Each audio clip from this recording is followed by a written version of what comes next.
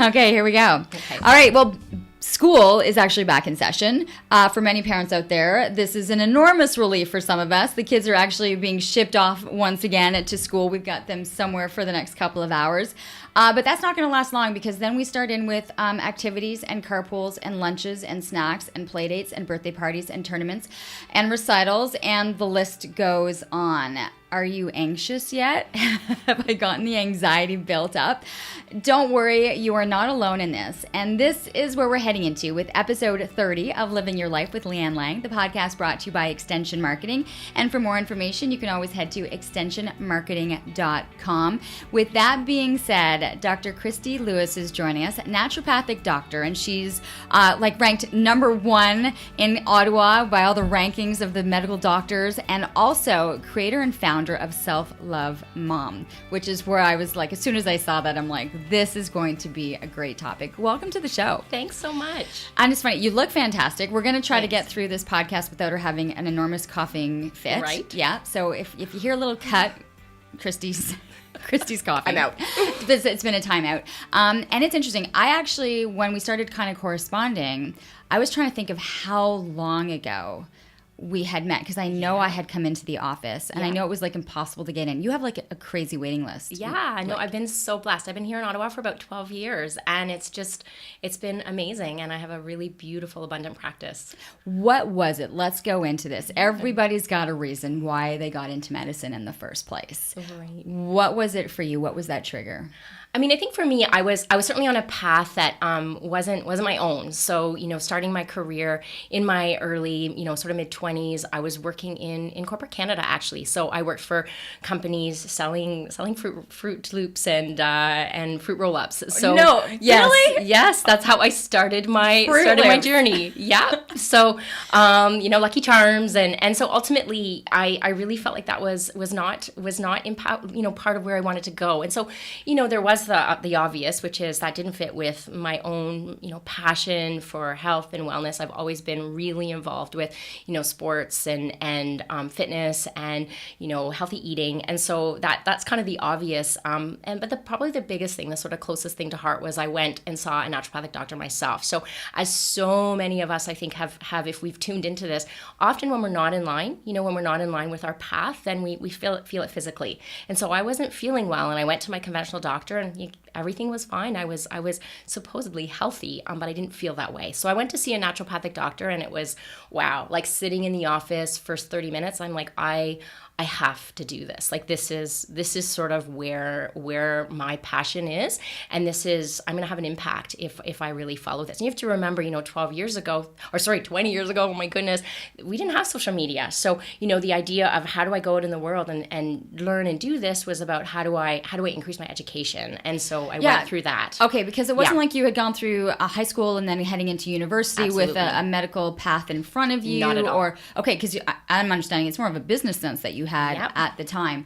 So that in itself, I mean, to start over. Absolutely. Because you're going back to...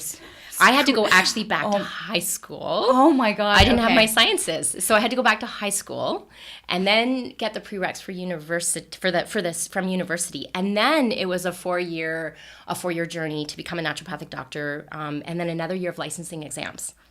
Okay.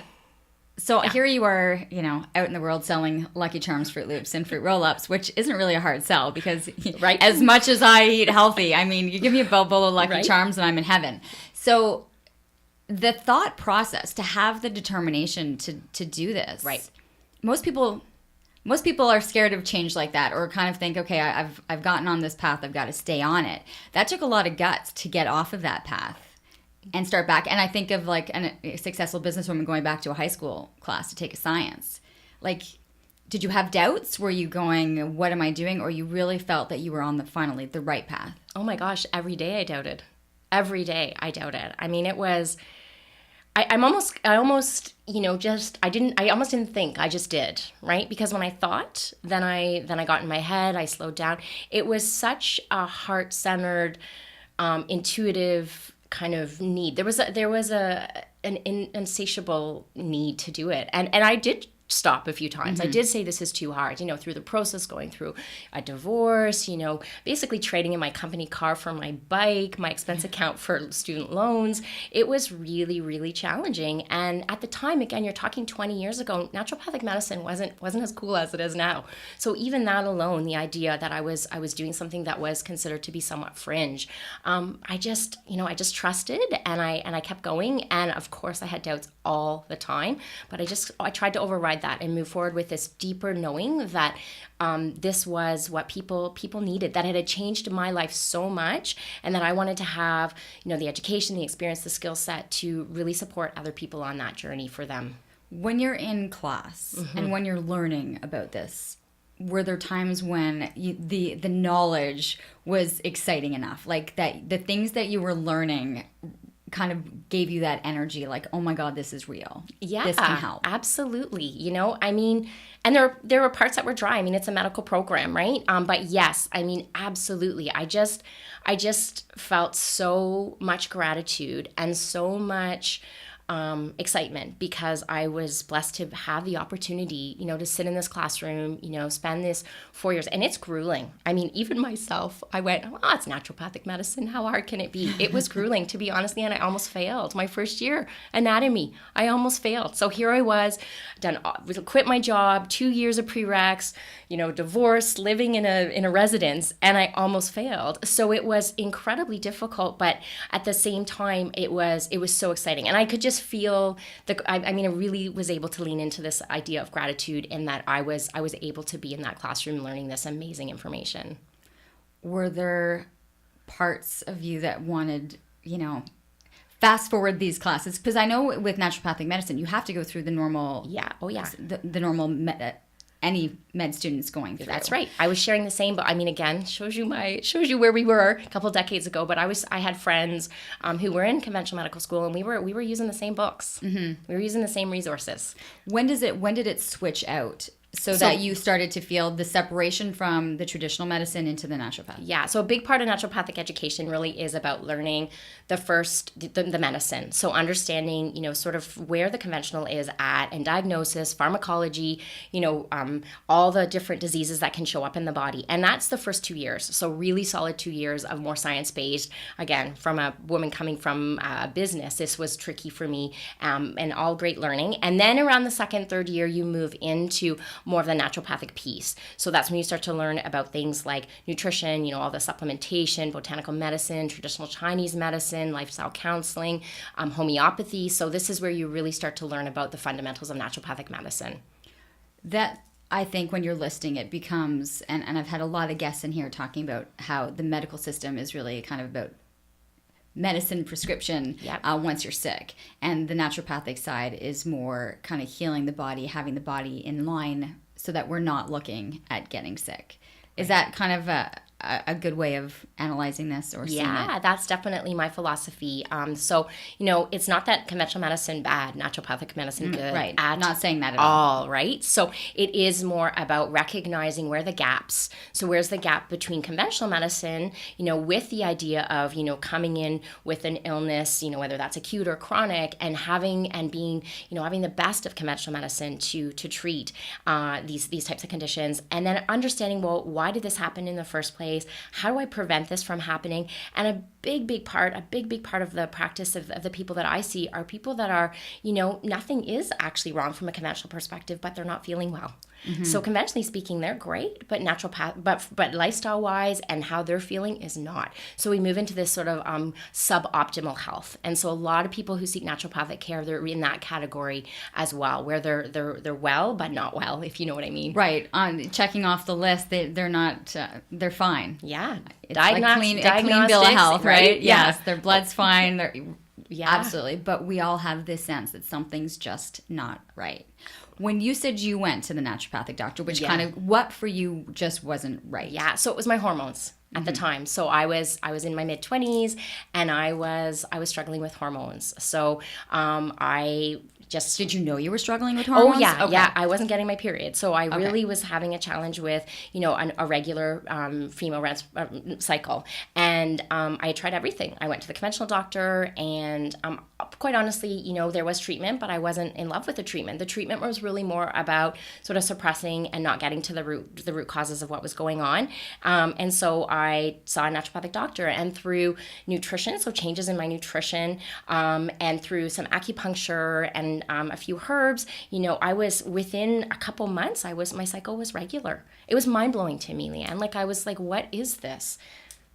It really is. Yeah. And hopefully there's somebody listening going, okay, it's about having these triggers as to what's going to trigger other people to say, I'm going to step in and look after this aspect of my health. Yeah. Very quickly, once you graduated, and I knew this because I could mention your name and people would say, oh my God, yeah, I can't get into her office. She's so busy. What do you think was your way of practice that got you launched and so successful so quickly here in the city? So, the reality is with naturopathic medicine is it is private healthcare. And so, certainly having that business background and understanding, sort of the hustle around it, getting out there, talking to people, educating people about what is naturopathic medicine, how does naturopathic medicine support them, and specifically me and my style. I think a big part of it is I'm realistic. I hear that time and time again. I love my glass of wine. I love nachos. And I'm really about the balance for people. And I think people, from feedback from what I've heard, is they love the sort of humanity of that. They love, the idea that it's not going to be this incredible, life change where they can never have, they're always can only eat kale and quinoa. It really is about how does this fit with their lifestyle. So one of the big things I do in that first visit is understand the person sitting in front of me. Yes, their health. Yes, their concerns, but who are they? What's going on in their life? Do they have aging parents? Do they have children? What's happening in their career? And really understand that the treatment plan is going to match their lifestyle. So setting them up for success. Now, here you are. You've got now your successful practice. You've now remarried. You've met later in life, and then you're about to have children later in life. Not that much later, but I'm just saying, 40s later. But then you kind of get thrown into the similar mix of a lot of the clients and patients that you had coming into the office. So take us through kind of your own journey then, because what happened to you and kind of where you found yourself is eventually why you launched into the self-love, mom especially, program. Yeah. So take us through your journey there. What happened? So a pretty textbook, I think. From the perspective of what a lot of moms go through. So I met my husband. I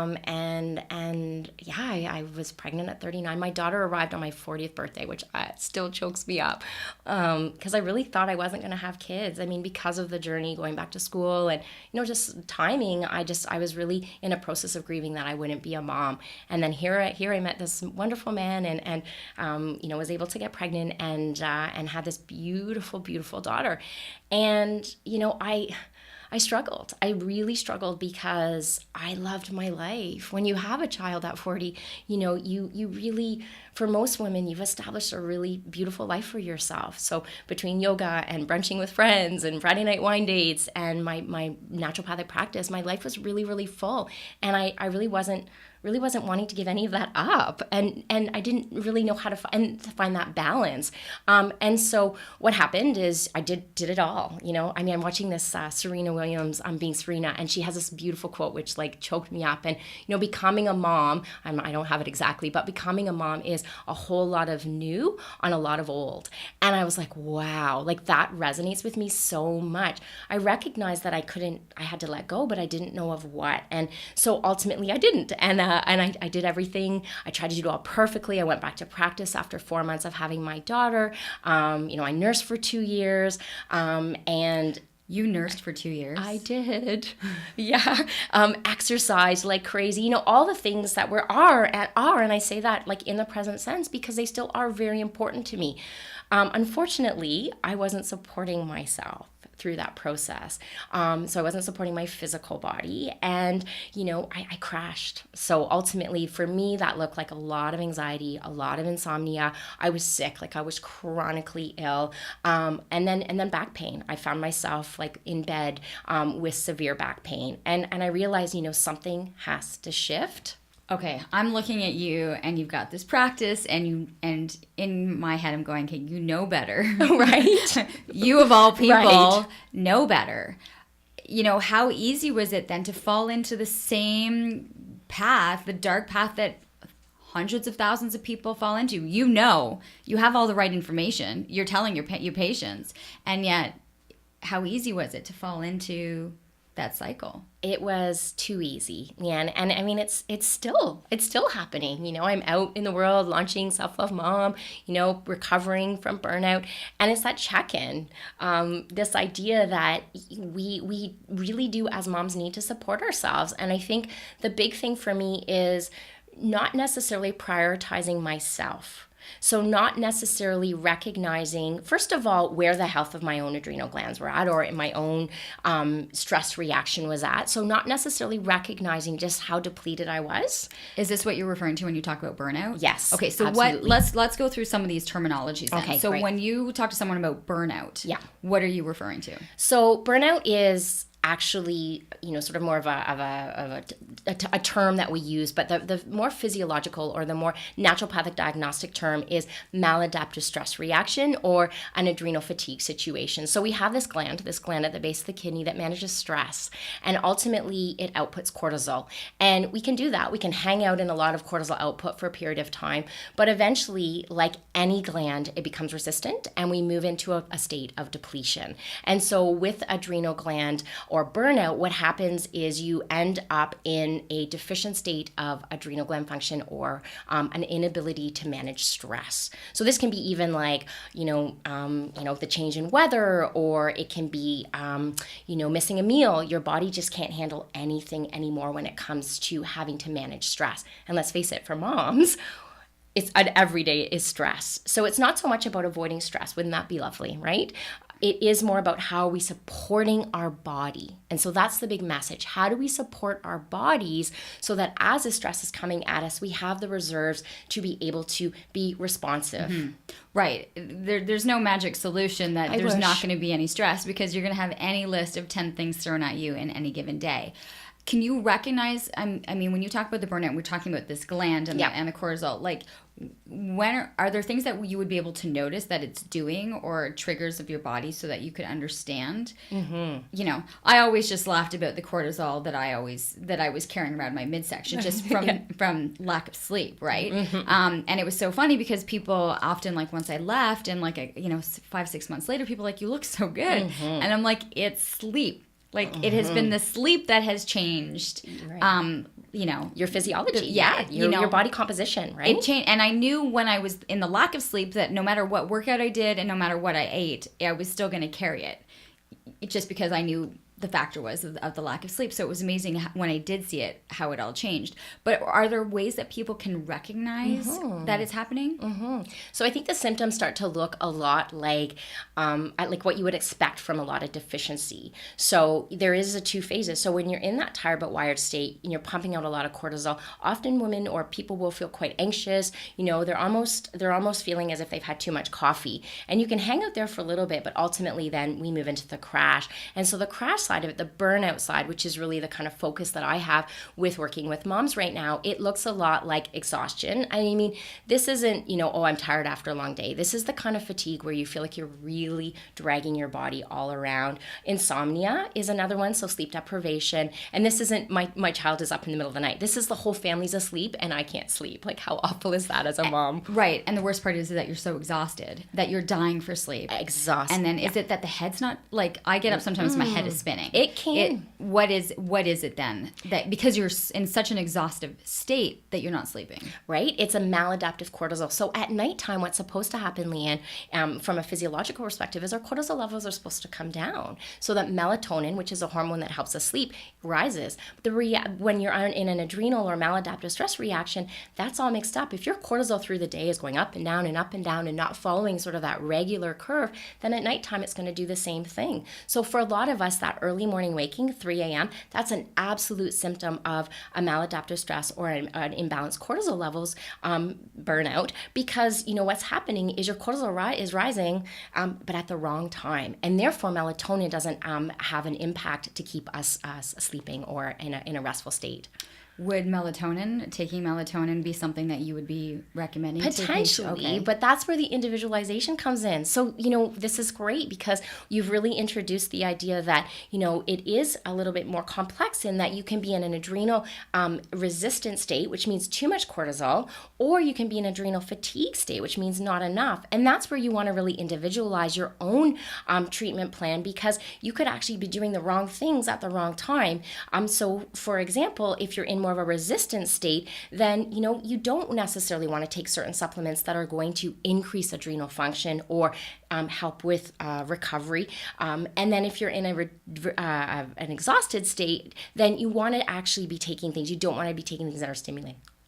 But yeah, so ultimately, you really what you're looking at is the individualization of treatment and understanding where your body is at so that you can. How are you finding that individual aspect out? Is that through blood? Like, what are you doing to figure that out? This podcast is brought to you by Extension Marketing. They are a new breed of marketing agency that acts as your virtual marketing department, designing and implementing cost-effective marketing strategies that will grow your business. I can speak to this personally, as I've been using the Extension Marketing team to help me launch and grow my business. Founder Pat Whalen has been a lifesaver for me, a genuine coach, guiding me along the way into uncharted territory. Tell them you're a friend of the show and receive a free 1-hour consultation. Check them out at extensionmarketing.com. So diagnostically, there is a few types of tests that we would look at. And so ultimately what we're looking at is to understand and rule other things out. So as a naturopathic doctor, when patients come in, the first thing I want to do is rule out other things. So, postpartum can present, or even years after having a baby, there can be all kinds of other things going on.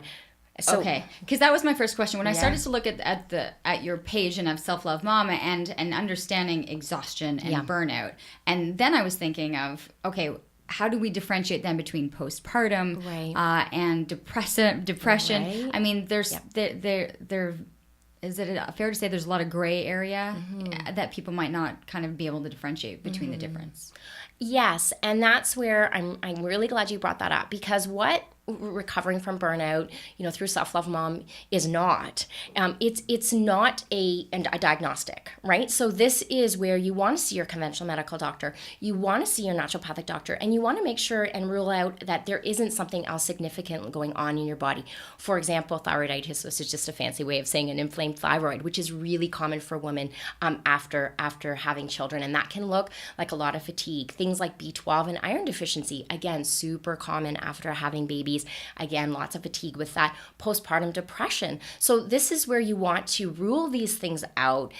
Ensure that, again, you're in that state of I'm well diagnostically. I know that I'm not struggling with postpartum depression. I am not struggling with, issues with my thyroid and my micronutrient deficiencies.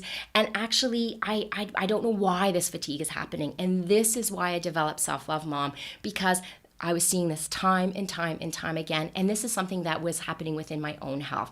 This idea of I'm well, but I don't feel great. And conventional medicine does not test the thyroid or the adrenal gland. They just don't recognize the adrenal gland as part of the picture, which is a bit, mind-blowing from my perspective, because, it's a major gland in the body that deals with stress.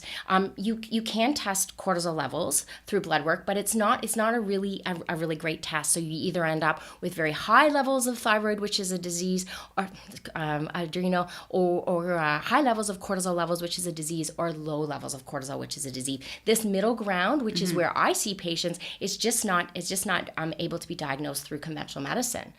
So it just kind of gets wished away as not a non-issue. How long can people stay in this? Years. Yeah. And it's just not feeling. Yeah, I mean, there's exhausted, and it starts to impact other body systems. Okay, so, right. So you can say, okay, I get it. I've got young kids. I'm going to be exhausted for a couple of years. It's the effects of the aftermath of what else is happening within the body that is the concern. You got it. Right? So it's about realizing that, this adrenal fatigue, this exhaustion, this inability to manage stress start to impact other areas like our hormonal health, like our immune system, certainly, our metabolic rates or our digestion, you name it. I mean, when your body is in this state, it's really not firing in all cylinders, and that's going to impact every aspect of our health.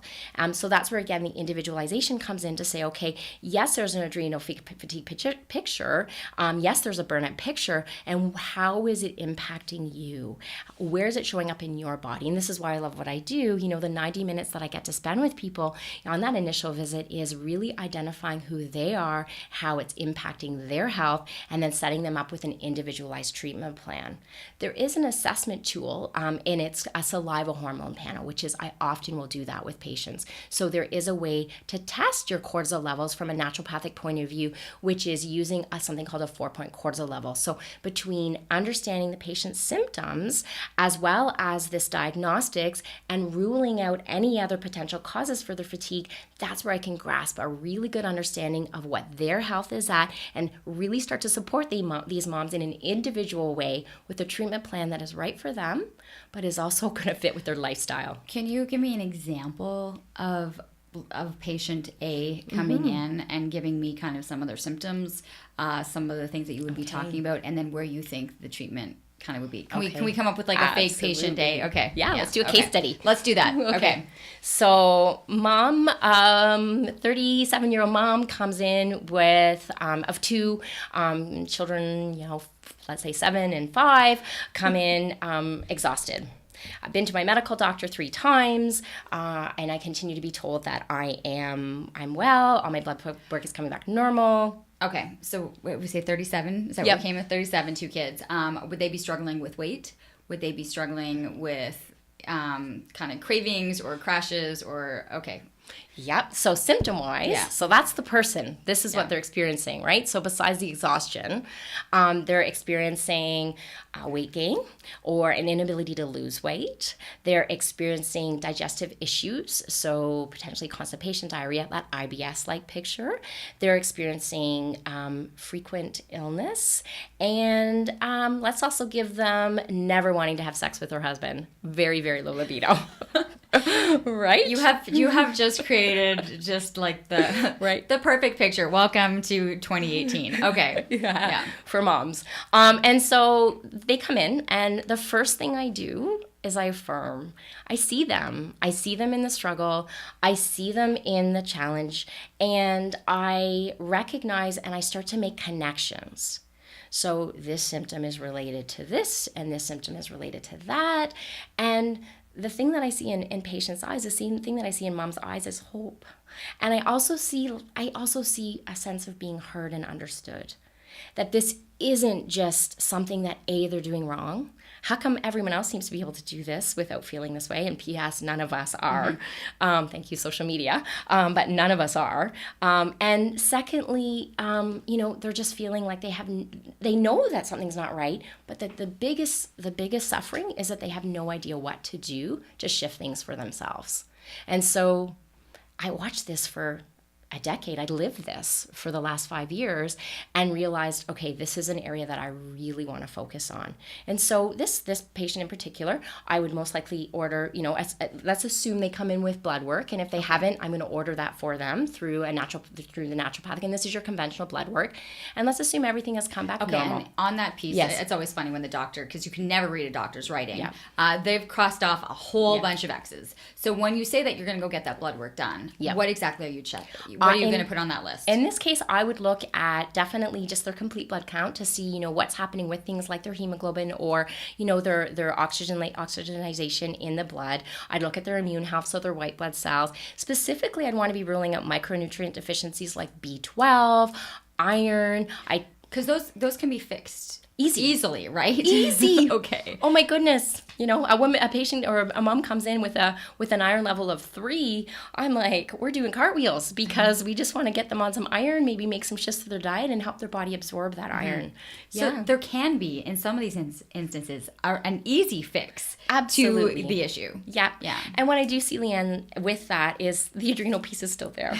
I don't want to be doom and gloom, but even when the iron levels are high, even when there is often the adrenal piece, but certainly if a woman is feeling like, they come home at the end of the day, all they want to do is, have a glass of wine and shove goldfish crackers in their mouth, and they're skipping their workouts, they're not able to get their greens in, they're drinking that extra coffee, having things like low iron level, my goodness, like let's fix that so that we can help you access the things that we know are going to help balance things out for you.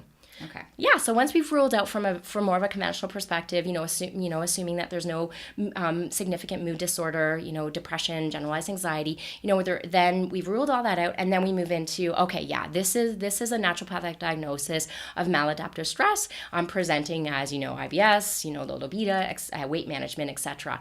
And then from there, what I'm going to do is I'm going to most likely order a saliva hormone panel. So this is a really cool panel, and basically what it looks at is your hormones. And it gets sent away to a lab, which marks your cortisol levels through the day. So it's 4 different times of the day, and it marks your four cortisol levels through the day relative to a quote unquote normal cortisol curve. The idea with saliva hormone versus, let's say, blood is that when you're getting this, it's the end result. So it's more the metabolite of the hormone versus with a conventional blood work where you're going to get the hormone when it's more in the bloodstream. So the idea with the saliva is that it's a little bit more, tells us a little bit more information because it's actually what the hormone did in the body and the levels after it's been metabolized. That's funny because I would have thought it would be simple. I mean, like it's just a little saliva, but in fact, it has more information. It has the two things around this test and why I love it is because it also gives 4 points.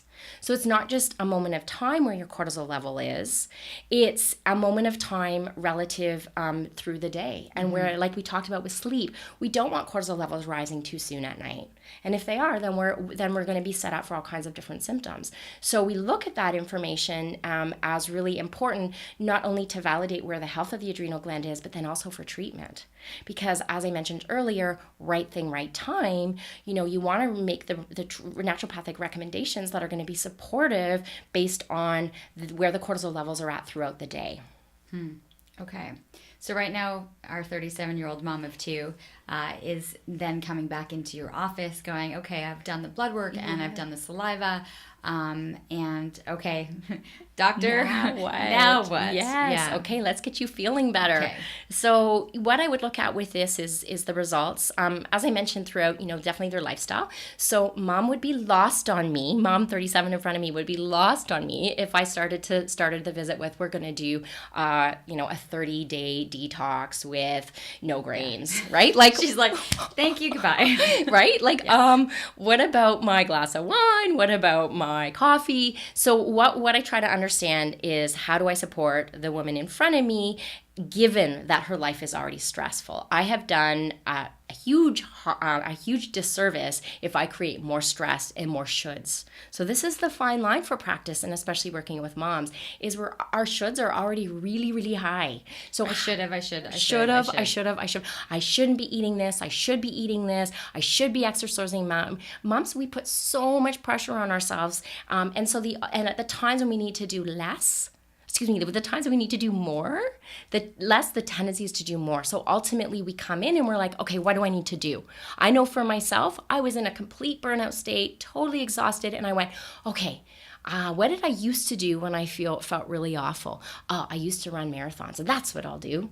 And so, here I was, 2-year-old training for a marathon when I was already adrenally fatigued. And so the idea with moms is coaching them that, less is more, and doing the right things at the right time to have the biggest impact is where we need to focus the treatment. And so a lot of it comes down, I do have as a designation as a holistic nutritionist as well, and nutrition is my game. I love nutrition. And so a lot of it is things sounds very basic and simple, but simple is not always easy to access. So we start with simple goals like balancing blood sugar.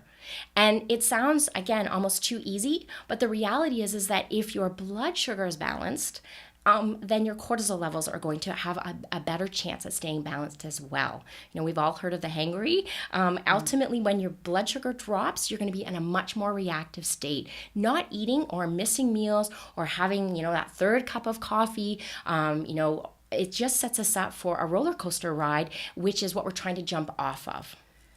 You've just mentioned these things, and especially, as parents, we're trying to do that and put that for our kids. It's making our kids have the healthy breakfast and the balanced lunch so that they can get through the school day and not have the crash and sugar. I mean, it seems like we're always also if we're looking at, the parenting side of this, we're trying to make sure everyone else is always taken care of rather than us. Yeah. Right. So we see that we're supposed to be doing all of these things. So does that come into play also? Is that even for people to take their own health into consideration, that for some people, they feel guilty because they're not doing it for, why am I putting emphasis on me when I have these kids to take care of? And this is the piece. You asked me full circle. I'm still reeling with that question of how did you get there? You knew better. That was within my own adrenal fatigue or burnout. And that is the piece. That is the piece where so much coaching, it's so much love, so much support, and a little bit of, hey, reality check. Mom, what's going to happen if you don't start taking care of yourself? And this is where people oh, you're taking time to go to the gym, or, and from an outsider's perspective, sometimes well, she's being selfish with her time. Do you get that? Well, I don't have the time. And I always tell people, if I'm healthy and I feel good, the chances are I'm going to be way better with the kids and way better in the house and in doing things. I think have sex with my husband. But it's shifting the mindset. And I think people are always so concerned with what other people think. How much does that play into it? Well, other people are going to think I'm doing this, or I'm selfish, or, how dare she go do this because she's taking care. I run into that. I'm sure that people think these things, right? Well, one of the things that I really did a lot of reflection on with my own journey, and something I share often, you can see different blogs and insight on this through my website, is value setting. And ultimately we cannot be good at everything. So a big part of this is understanding what your own personal values are. For some moms, it might be making beautiful homemade Halloween costumes, and that may absolutely be their job. That may be their thing. It's not mine, but it may be theirs. And if you're going to do that, then maybe you're not going to be able to hit the gym. So how do you bring health and wellness into your life in another way? I think the big idea with finding what your own personal values are is it's just, you can keep leaning into that, because we can't do everything, and you can lean into what is my value. So for you, working out is a value, maybe spending time with girlfriends is a value. How do I fill up my own cup? How do I put my oxygen mask on first? And I think that's a really, really important reflection for all moms. And that way, when you're hanging out, at wherever you are, you're on social media, and you're seeing all these women do all these incredible things and feeling bad for the things you're not doing, you can lean into, is this my value? No, it's not. So, hey, I can let that go. I don't need to judge them, and I don't need to judge myself, because it's just not my value. Do you feel sometimes you become a little bit of a therapist in the office then too? Oh, yes.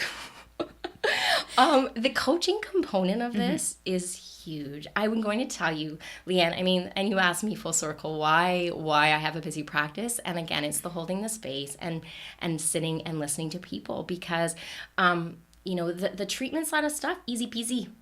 Easy peasy, go home, eat more greens, right? I say that in that the plan is the easy part. The execution, the support, the self-love component, the self-care component is the big stuff. That's the shift. What is the biggest thing when you talk about the self-love program that women have the hardest time with? I think it's about creating the space for themselves. I think it's about the time. It's about making it a priority and then having the experience. And that's why, this fall I'm running some events. I'm collaborating with some amazing women here in Ottawa, and I'm running events. And these aren't, let's sit around and talk about your symptoms. It's like, let's have an experience. Let's make mala beads together. These beautiful beads that, I'm gonna make this, and then every day I'm gonna wear this, and I'm gonna be reminded why I do what I do, why I need to self-care, what that means not only for me, but why this is actually a necessity for my family.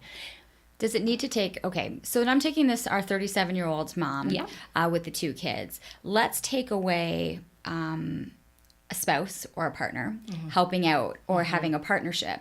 And let's take away not having a babysitter or a friend or a parent to be able to come in and babysit so that you can do this. How often do we find ourselves in situations where, as much as they want to be able to try to do all of this, life circumstance makes it incredibly difficult to do so, right? Like, it would be great to be able to say to the husband, I'm going to go out with the girlfriends tonight. I'm going to go make beads because I need to be able to find this space.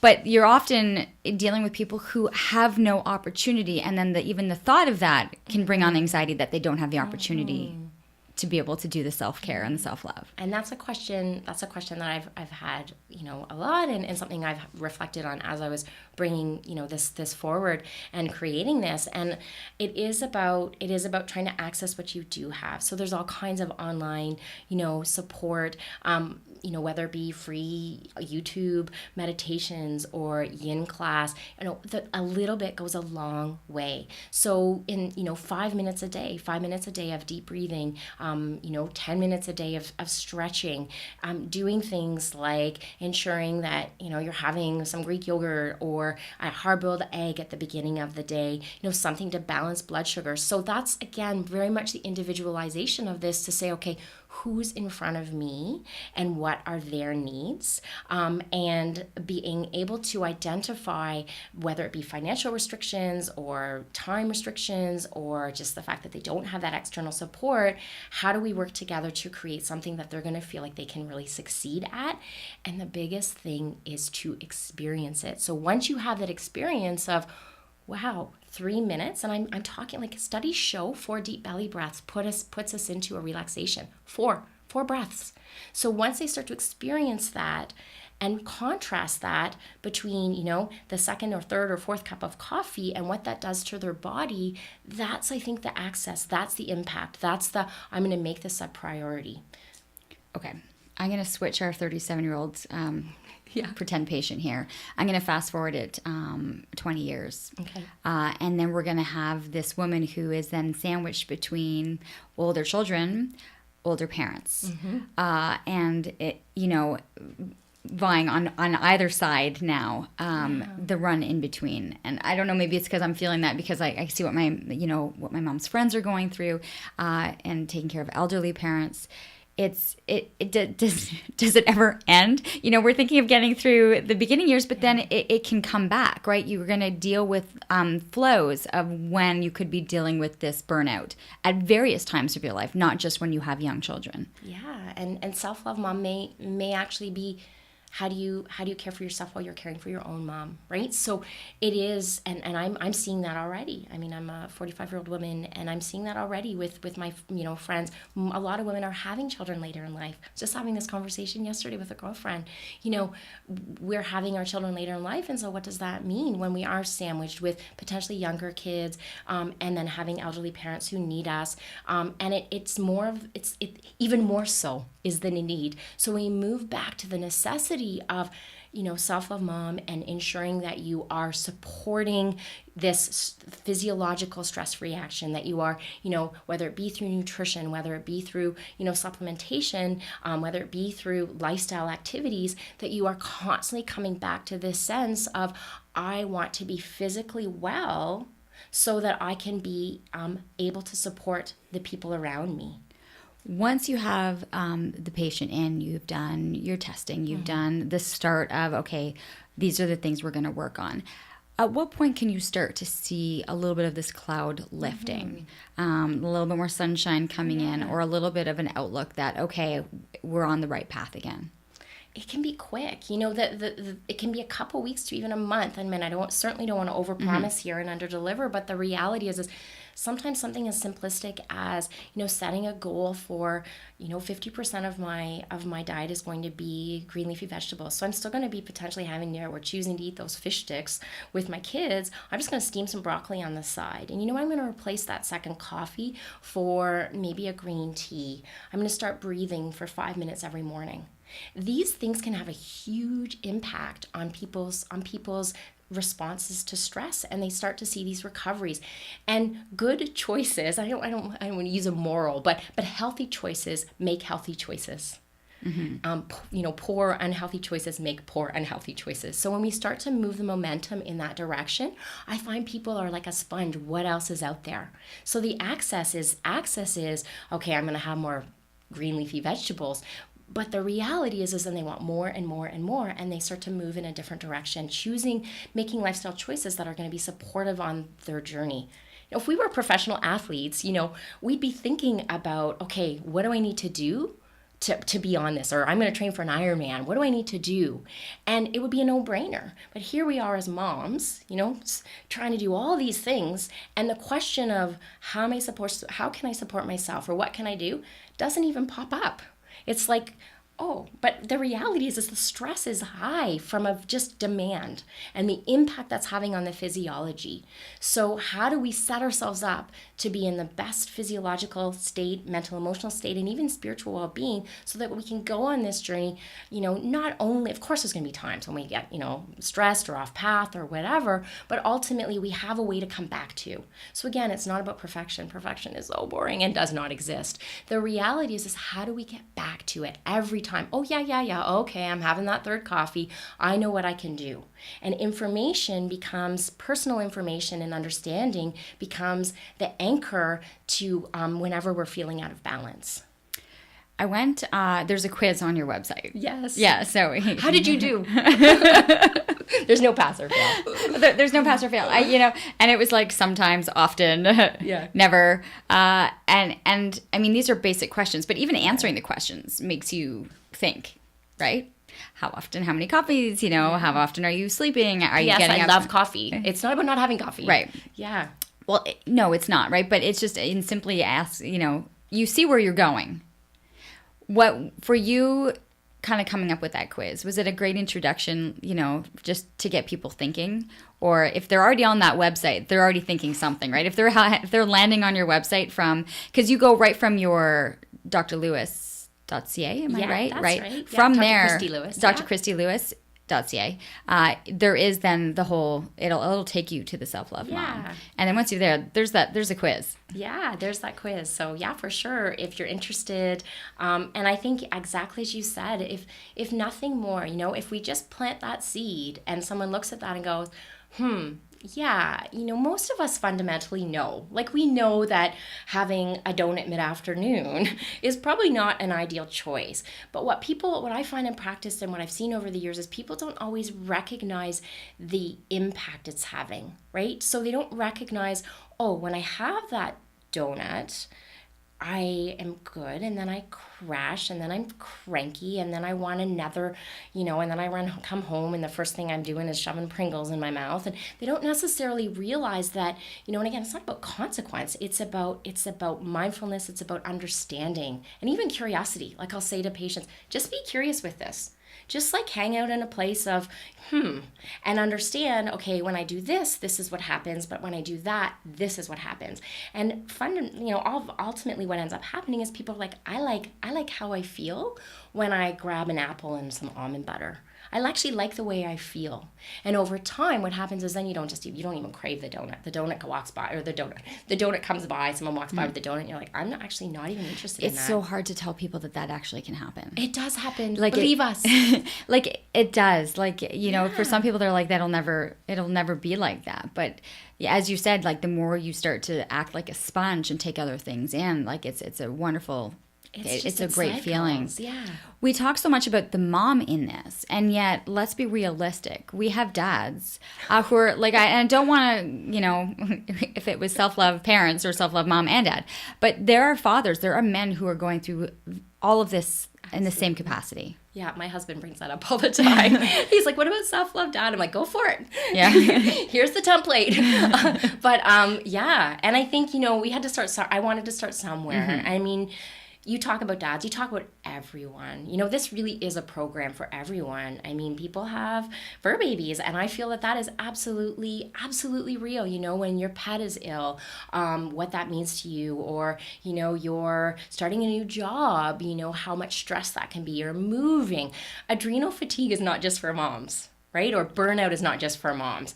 I have looked at this because I heard this quote the other day. I loved it. Research is actually me search. And so for me, becoming a mom, it was such a huge shift in my whole sense of being, identity, my physical and mental emotional changes. And so it just became something that I just was leaning into and felt passion. The patient would come in and be a mom, 37, 2 kids, and I'd be, oh, this is great. So there is that niche market or that niche group, the demographic I'm working with, but the reality is this is true for really, it's an epidemic of 2018. We're all trying to manage stress, and it's how do we support our physical body so that, in the moment we can be our best selves, and in the future we're preventing ourselves from these diseases that happen when we've had years and years of stress. And this is it compounds. So just because we have a couple minutes, say I'm going to do 2 things. One, you have the opportunity, if you can, to be able to go and do these tests and kind of meet with somebody and discuss your opportunities or this game plan that you have, and in taking baby steps in doing so.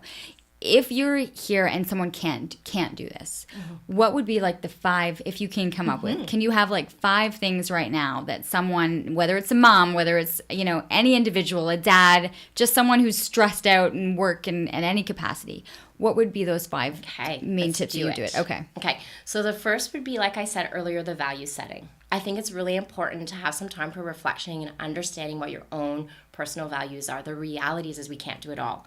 So understanding what is a value for you as a woman, as a mom, as a partner, or, if you're single, really what are your own values. The second thing would be moving into some of the physiology. So looking at how do we balance blood sugar, protein in the morning. So whether that's an egg, whether that's a Greek yogurt, whether that's a smoothie with some protein powder, protein in the morning. So that sets us up for a blood sugar balance through the day. More greens. So again, a really simple one is 50% of my diet or 40% of my diet is going to be greens. So I'm having a grilled cheese, I'm having some spinach beside it, I'm having some fish sticks, I'm having, some steamed broccoli beside it. So really trying to have those greens. Consistent sleep cycles. I know, but too many of us moms are staying up too late watching Netflix. The reality is that we need to sleep. We've had years of sleep deprivation. As moms, that's a big part of what we have to journey through. And so sleep deprivation needs to be recovered. And so consistency, pull yourself away from the TV and trying, around 10 o'clock, ideally no electronics, 10, 11, just that consistency of getting to bed. And then the last thing is movement. And I love this word, exercise. I'm moving away from that and into movement. So that can be like a 5-minute walk just to get the blood flow. It can be, a 10-minute stretch. If you have time, go to the gym, go to yoga. But really, it's these 5 small things that if you start on, you will start to see the shift, and you will start to momentum your health in a way that you are recovering, and not only recovering, but optimizing your experience as a mom. I like those 5 things. I want people who, after they listen to this, I want them to tell me that they've started like 1 or 2 or 3 or like all 5 of 5, because they are, if you really think about them, you are capable of doing those 5 things. They are small shifts, and they're going to have a huge impact. So please, this is when I'm starting to get feedback from people and people responding from the podcast. I would like to have some people let me know how these 5 pillars kind of turn out, and if they've been able to start some of them. This is always an opportunity. Give us your feedback, ask the questions, let me know who it is, what the information is that you'd like to be able to hear on this podcast. If as well you are looking for more information, I do want to get your websites up. So drkristilewis.ca is the main one. If you go there, you're going to actually also find the Self Love Mom, but that one is www.selflovemom.ca. .ca. Yeah. If you're looking for more information, take the quiz, see how things go, and be able to at least start the dialogue, have the conversation, and even talk with your partner. Like, listen, this is where we're going, and this is hopefully how we can get ourselves back onto the right path. Because all of us at one point, we're all falling off the path. It's just a matter of it's not about always being on the path. No. It's can we get back in alignment? Yes, because sometimes there's gravel and you just do what you do. The quicksand is probably where most people are feeling right now. That is a wrap on episode 30 of Living Your Life with Leanne Lang. Once again, like, subscribe, let your friends know about it. It's wonderful to see the podcast growing, but also wonderful as well to see the feedback as well. Have a great day, and thanks for joining in. Thanks so much, Leanne.